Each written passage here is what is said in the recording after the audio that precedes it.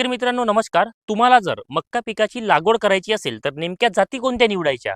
कारण खरीपमध्ये एकरी 50 क्विंटल उत्पादन काढण्यासाठी आपल्याला एका एकरामध्ये 25,000 रोपांची संख्या ठेवावी लागतं।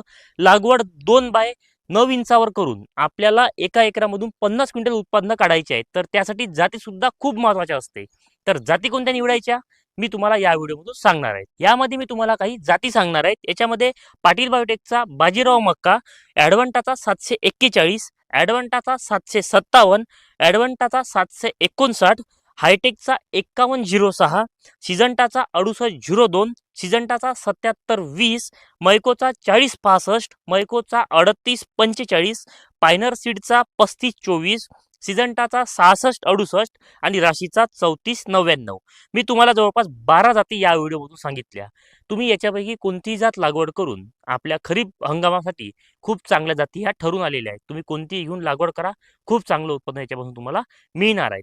मक्का हे कस ओढून घेणारे पीक आहे, त्यामुळे खताचं व्यवस्थापन सुद्धा चांगलं करणं महत्त्वाचं असतं। धन्यवाद।